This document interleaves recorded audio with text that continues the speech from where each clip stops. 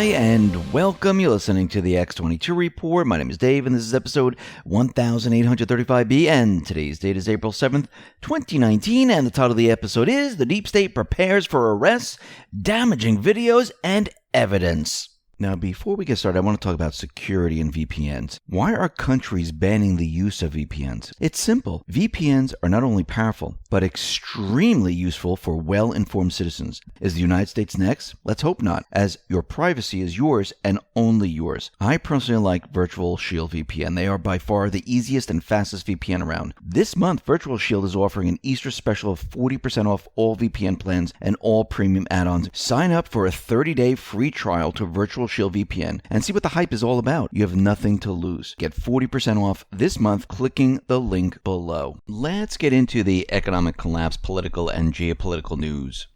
Now, for those people that don't know, I uploaded an interview with Harley Schlanger and Bill Binney. It is on the X22 Report Spotlight YouTube channel. So all you need to do is go over to YouTube, type in X22 Report Spotlight. It'll bring you right to the video. Or you can come over to the X22report.com site and you can listen to the interview right there. Now, I wanted to start off with what the deep state is doing right now. It looks like they are preparing the public for what is coming. And that, we know, is arrests. We know that documents and evidence, they're going to be produced. We also understand that there's going to be videos that are going to be released. Now, Q has been warning us about these videos and what the deep state is going to try to do. They're going to try to say that these videos are not real, they were manufactured, they were altered, and it is not true. And we're going to be getting into that in just a minute. But first, I wanted to start off with the story about Wikileaks and Assange.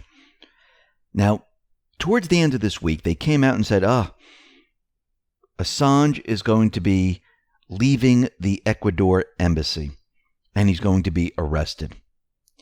And the news reporters were sitting out there waiting, and nothing ever happened. Then, once again, and we've had fake news like this before, the Ecuadorian government came out and said that this is not actually happening. That Assange is not leaving the embassy. So in a statement on Friday evening, Ecuador's foreign ministry denied it had any type of agreement with the UK about Assange's arrest. So once again, we have news out there coming from WikiLeaks, and it turns out to be fake, phony, and false. And this brings me back to post 1595, when this post is talking about WikiLeaks, and Q says, you may have the site, but we have the source.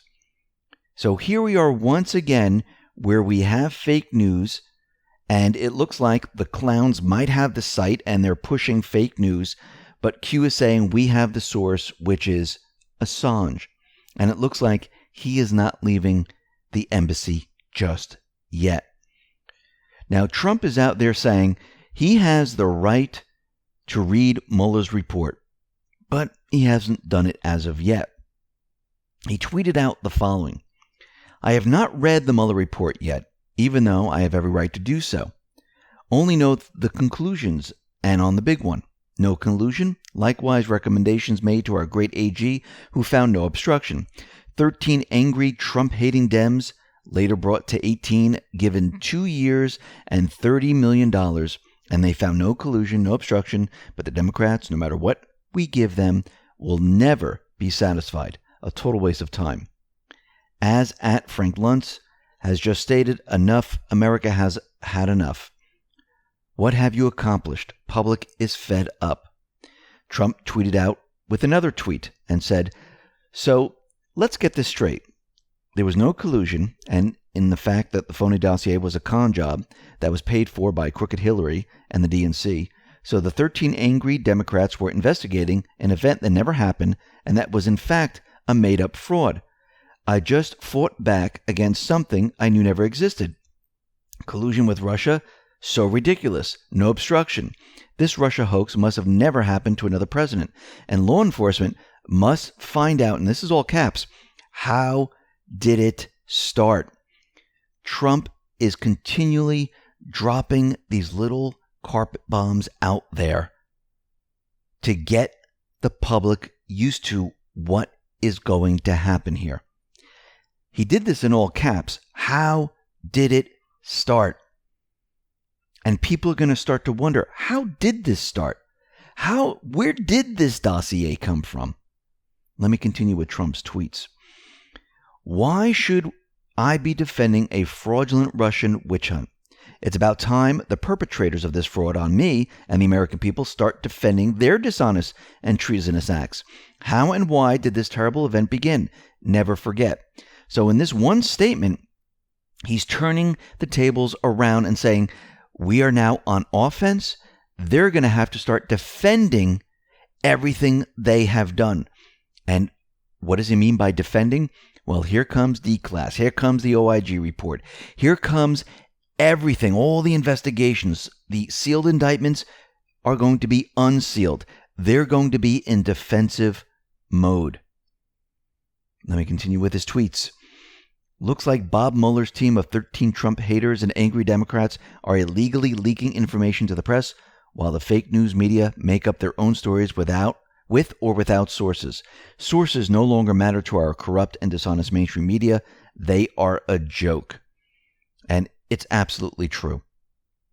They are pushing propaganda. They're just making up sources that they heard it from someone, and they're pushing it out there. They're trying to control the narrative, but they're losing because you can't win with propaganda. Truth and facts will always win. Tom Fenton tweeted out the following. We already knew King Mueller operation interfered in our nation's foreign policy. Now Mueller, special counsel, confesses to 13 communications with foreign governments in order to get at real Donald Trump. So we can see already that the whole thing is breaking down. And this is when the deep state is going to have to go on the defensive, because ranking member of the House Intel Committee, Devin Nunes, said that he is preparing to send 8 criminal referrals to the Justice Department this week concerning leaks of highly classified material and conspiracies to lie to Congress and the FISA court. So Nunes explained that the criminal referrals can actually involve more than 8 people because a conspiracy referral could involve 24 people. So Nunes has been working on the criminal referrals for over 2 years, but he was waiting until Barr was confirmed as Attorney General to make his move. He didn't divulge any names. He's keeping it a secret. He said, we're prepared this week to notify the Attorney General that we're prepared to send those referrals over. First of all of these are classified or sensitive. 5 of them are what I would call straight up referrals. So just referrals that name someone and name the specific crimes. Those crimes are lying to Congress, misleading Congress, leaking classified information. So 5 of them are those types. He added, there are 3 referrals that I think are more complicated. So on the first one is FISA abuse and other matters. We believe there was a conspiracy to lie to the FISA court, mislead the FISA court by numerous individuals that are all need to be investigated and looked at. And we believe the relevant statute is the conspiracy statute. The second conspiracy one is involving manipulation of intelligence that also could ensnarl many Americans. Among the people who signed the FISA applications include then FBI Director James Comey, Deputy Attorney General Rod Rosenstein, Sally Yates, and Andrew McCabe. The third is what I would call a global leak referral. So we may soon find out who leaked General Flynn's phone calls to Russian Ambassador Kislyak to the media. So right now, we have many things happening at once. We have Barr with the Mueller report. We have Barr with the D-Class. We have Barr with the OIG report. We have Nunes referring these individuals to Barr now. And we have the investigations with Huber and the other individuals that we don't even know about that are handling these investigations. We also have the investigations in Ukraine, and I'll be getting into that in just a minute. But it looks like the deep state, they are trying to get at Trump's tax returns. We know that They've been trying for a very long time, and they're trying to put pressure on Mnuchin to have him hand them over and go ahead and say, listen, yes, they're right, give them, and let's be done with this. But again, Trump has the right to privacy, and there's no reason to hand over the tax returns. The law is 100% on Trump's side. And several key Republicans, they stand opposed to the Ways and Means Committee Chairman Richard Neal, who filed a formal request with the Treasury to obtain 6 years' worth of president's tax returns. We have Kevin Brady of Texas and Chuck Grassley of Iowa saying weaponizing our nation's tax code by targeting political foes sets a dangerous precedent and weakens American privacy rights. Now, as you know, by law, all Americans have a fundamental right to the privacy of their personal information. Their personal information includes their tax returns. Now, Tom Fitton tweeted out something very interesting. He said in 2017, D.C. Appeals Court refused to force release of draft indictment of Hillary Clinton for those investigated but not charged with a crime. Disclosure represents severe intrusion on privacy interests. Fitton says, will at real Donald Trump get the same protection? He should. But I think Trump is using this whole tax return as a trap. First of all, he's continually saying, I'm not giving you my tax returns. They're under audit. Now, I believe what they're doing is they're making sure that his tax returns are absolutely perfect. That no matter what they try to do, they will not find anything. And I believe this is what he really means, why he says they're under audit. So let's think about this for a second.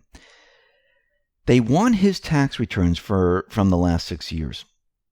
Trump is saying that the IRS is auditing them, which means they're going over his tax returns with a fine-tooth comb. The IRS is going to give his tax returns the seal of approval from the IRS. Think about that for a second. The IRS is saying they're all perfect. There's nothing wrong with them. They're fantastic. Now, let's take the other side. We know the deep state, they want his tax returns. Now, again, they're pushing the envelope here. Trump doesn't have to give them to these individuals. But if these individuals continually push and push and push, and finally Trump hands them over, or something happens where they're given to these individuals, Trump can use this against them later on. And he has the seal of approval from the IRS. I believe he's going to use this to trap them. Because think about it. Well, you subpoenaed my tax returns. You have my tax returns. The IRS said they're perfect. Now I want Maxine Waters. Now I want Nadler's. Now I want the rest of your shifts, the rest of yours, because you just set a precedent. He can use this against them, just like with Mueller, where these individuals lied to Congress. Guess what? They can use this against them. I believe this is a trap, and he wants these individuals to continually push and push and push because it's that much easier to use against them later on. Now, we talked about Ukraine, and the Ukrainian law enforcement, they have been investigating what has happened in the 2016 election with Clintons. And Ukrainian law enforcement officials believe they have evidence of wrongdoing by American Democrats and their allies in Kiev, ranging from 2016 election interference to obstructing criminal probes. But they say they've been thwarted in trying to get the Trump Justice Department to act.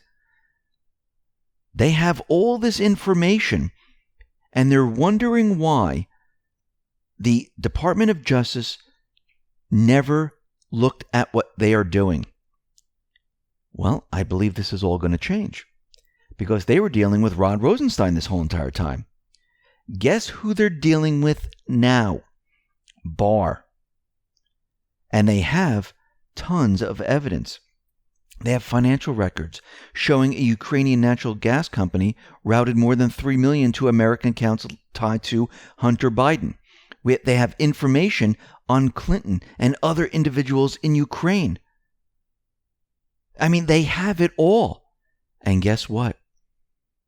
Barr is in the driver's seat now. Rod Rosenstein is not. We know that Rod Rosenstein was never going to look at the stuff, but Barr, he'll take it. And I believe this is going to happen next. Now, what's very interesting, we know that Barack Obama, he's in Berlin right now. He's meeting with Chancellor Angela Merkel. He also met with Angela Merkel back in 2017 to discuss democracy. You know, that's not what that was about. But he was giving a private talk to European young leaders in Berlin.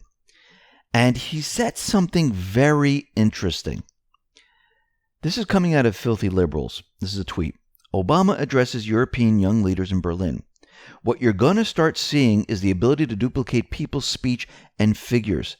Distinguishing what's true and what's not is going to become even more difficult. Just take a listen to what he said. And this is no different. And by the way, it's going to get worse with AI, because you're going to start seeing, if you think fake news is bad now, what you're going to start seeing is the ability to duplicate people's speech and figures so that it's distinguishing what's true and what's not is going to become even more difficult. So one of the things that I think in the foundation we're looking at is how do we join, let's say, a conversation and a convening of this group with technologists and start coming up with strategies. And by the way, the strategies, not everyone is going to work right away. So we may have to try a whole bunch of different things to see what is it that is able to penetrate and attract attention. You know, and we'll have to test it. And I'm always trying to figure out by talking to my daughters, you know, all right, like how long's your attention span? You know, if I you know, I know you won't listen to me more than 10 minutes, but if I'm only half joking on that one. Now, this is very interesting because we had Schiff come out and say this. We had this broadcasted on the New York Times, CNN, and many other places. So that brings me back to post 868. This is March 6, 2018, where this is a New York Times article that Q posted, and it says, here comes the fake videos. 2. Q under this says, try as they might, fail they will. No free passes, mainstream media. Mainstream media is in kill brackets and bold lettering. So what are they doing right now? Schiff, New York Times, CNN, Barack Obama, they're all out there getting ahead of what is coming. What is coming? We're going to see during the unsealing of all these indictments, we're going to see videos. We're going to see evidence. We're going to see things where people are going to be shocked. Now, we're not going to be shocked, but most of the individuals that are sleeping, they're going to be shocked. Now, is the mainstream media going to show this? Most likely not. And if they do, they're going to use this technology to explain why these might not be real and try to put doubt in people's minds. But I do believe Trump, Q, the Patriots, they have a plan already put into place where they'll show that these are originals. These are not fakes. Because you can tell through forensic video analysis which is real, which is fake. And I believe they're already going to have this completed. And the mainstream media, they're going to have a tough time explaining this away. Obama, Clinton, Schiff, and the rest, they're going to have a tough time explaining this away. So what are they doing? They're preparing for all of this. It looks like those placeholders that Q set up, they're going to be filled up very, very soon. Now, we know that Trump was down at the southern border, and he tweeted out the following. We have redeployed 750 agents at the southern border, specific ports of entry, in order to help with the large-scale surge of illegal migrants to trying to make their way into the United States. This will cause traffic and commercial delays until such time as Mexico is able to use its powerful common sense immigration laws to stop illegals from coming through Mexico into the U.S. and removing them back to their country of origin. Until Mexico cleans up this ridiculous and massive migration, we'll be focusing on border security, not ports of entry. In the meantime, the Democrats in Congress must help the Republicans, we need their votes, to end the horrible, costly, and foolish loopholes in our immigration laws. Once that happens, all will be smooth. We can never allow open borders pretty much again. And he's out there letting everyone know that we have a problem. This is why he put out that video saying, listen, if you're coming to the United States, sorry, no more room at the inn. Please turn around. Remember, the message from Obama was always bring everyone up here. We'll get you into the country. And now we see things completely turning around. And the borders are being shut down, the walls being built. And Trump is bringing more individuals to the borders to stop what is happening. Now, what's very interesting is that the people around the world right now, they're making a move to take back their countries. We see this in Syria. The people there have taken back their country. We see in Libya right now that the United Nations, they have issued an urgent appeal for a 2-hour truce in the suburbs of Tripoli. Now, why is the UN out there calling for a truce? Because General Khalifa Haftar, he is moving in on Tripoli. Now, remember, and this is going back, we reported on this many, many times before. Now, going back in time during Obama's presidency, we knew that they needed to keep control of Libya. So they devised a plan to have the UN, along with the United States and the coalition forces, choose their leadership in Libya. Now, the people did not vote for these individuals. They were placed in there, and they were told to all these people, these are your leaders. I mean, is this democracy? Is this a free and open election?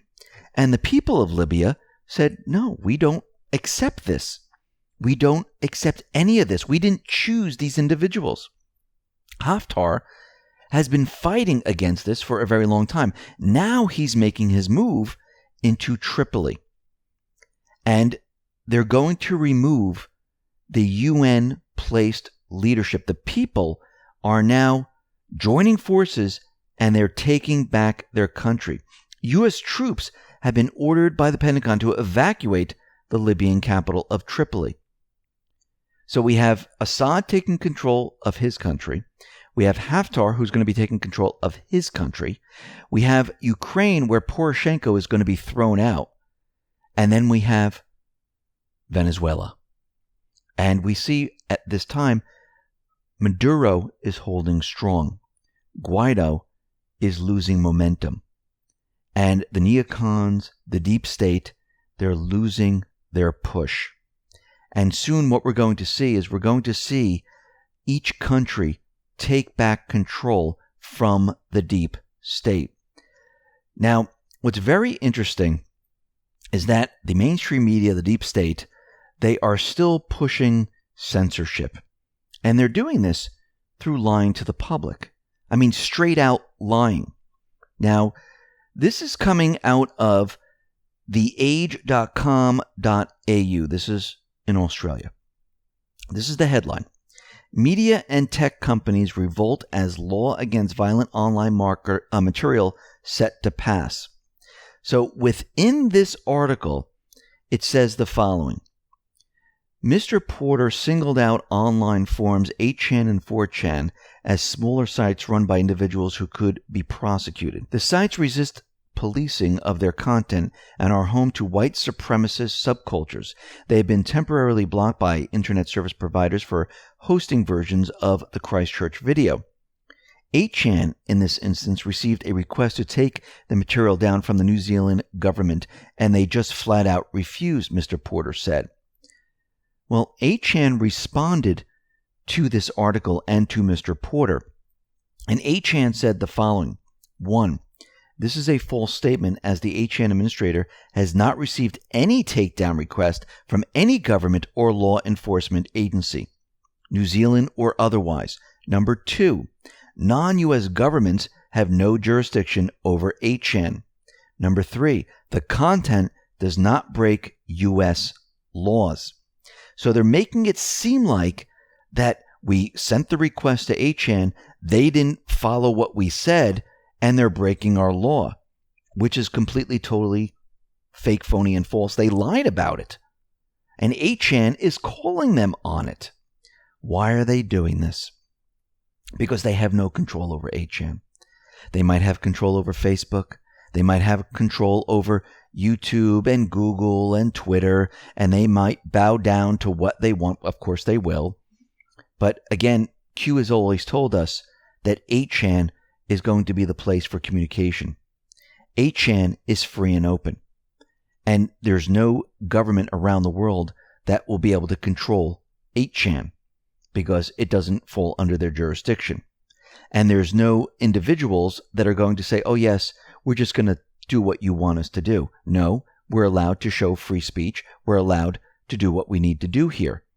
And this is why Q has always been saying, if everything is brought down, and I do believe something's going to happen as the class comes out, as the OIG report comes down, I do believe they might block Twitter, and I think they're using this as a test case on how they can block these different things. They can block Twitter, they can block 8chan, they can block YouTube, and I don't mean the entire YouTube channel, the entire Twitter social media platform.